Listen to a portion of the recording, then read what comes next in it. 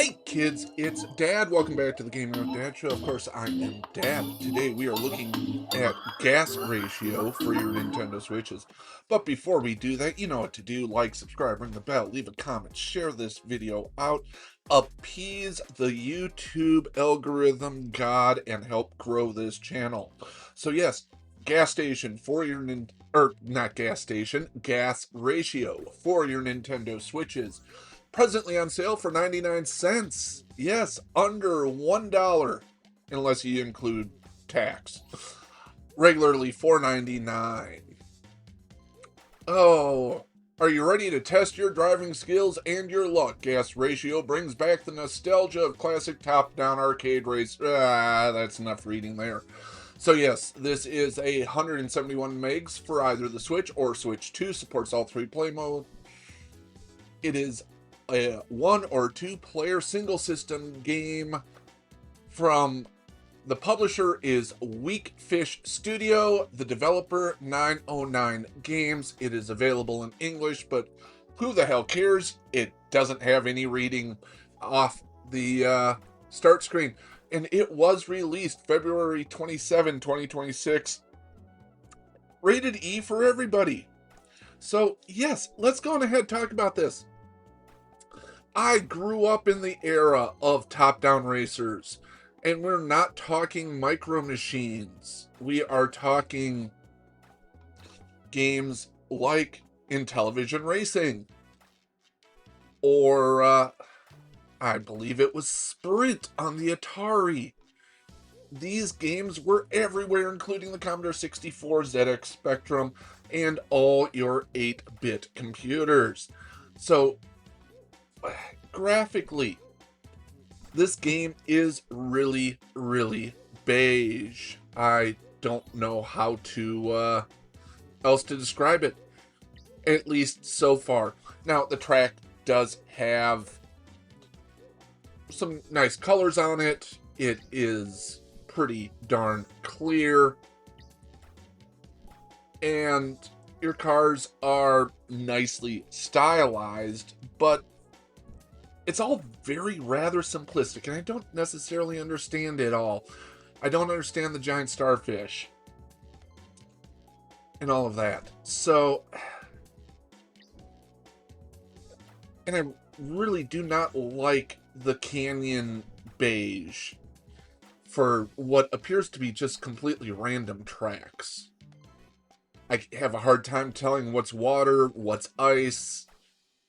It's all just kind of blends together.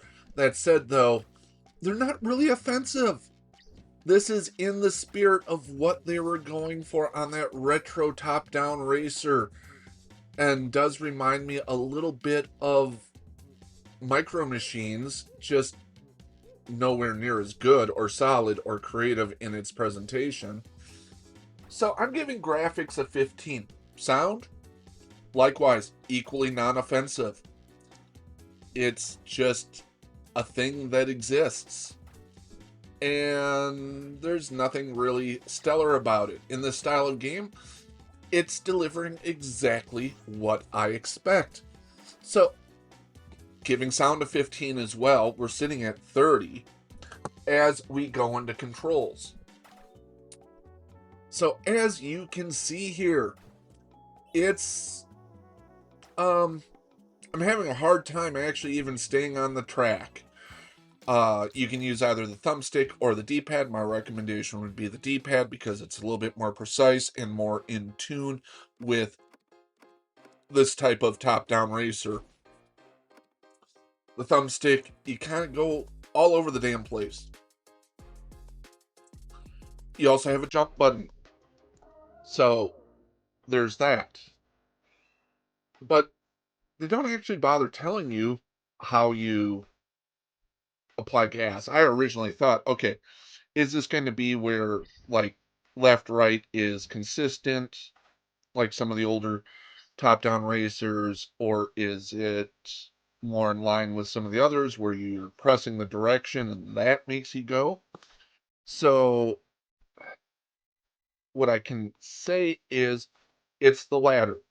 You press the direction you want the car to drive, and then you pray that it actually allows you to drive that way.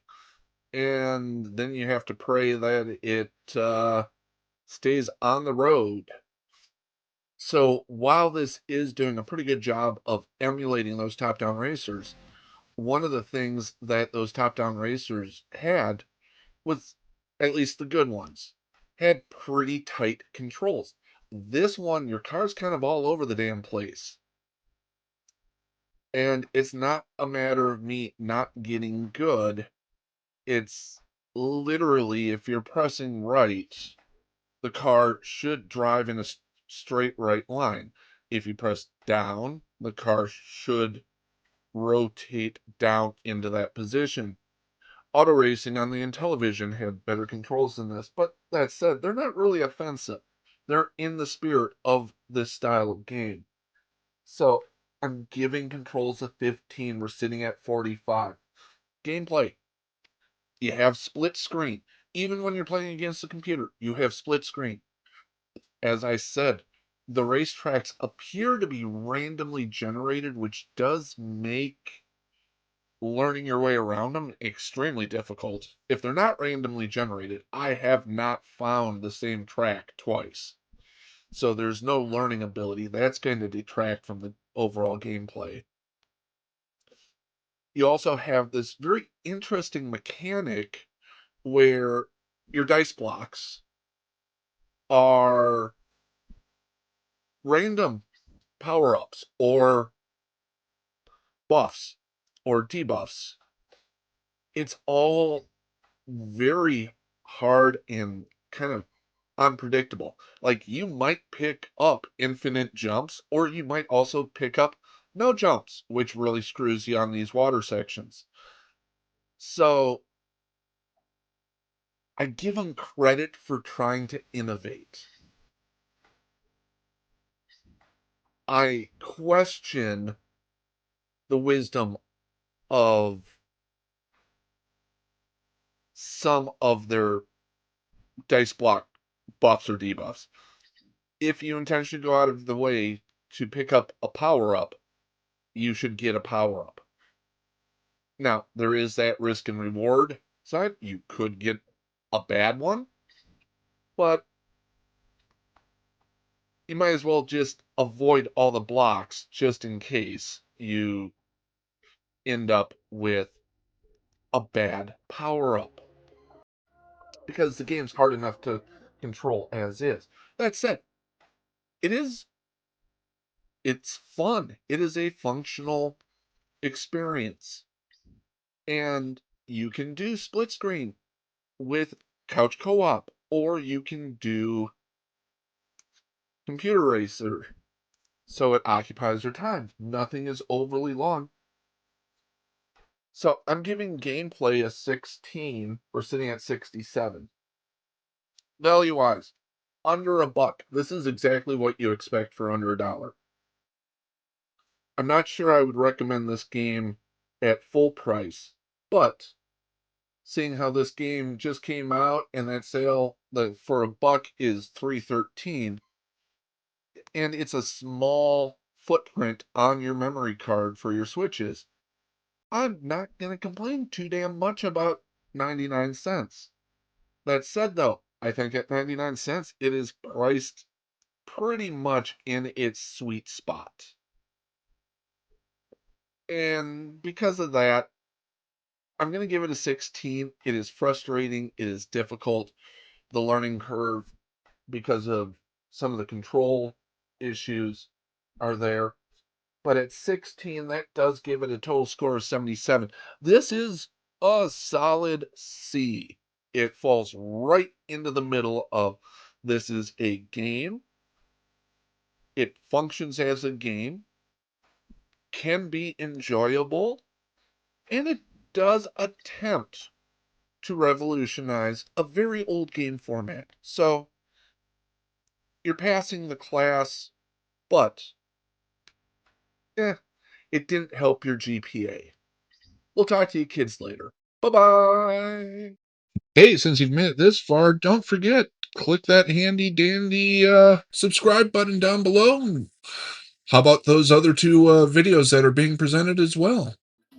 Go on ahead, watch them. It's good for the algorithm, and it tells YouTube that you actually enjoyed my content.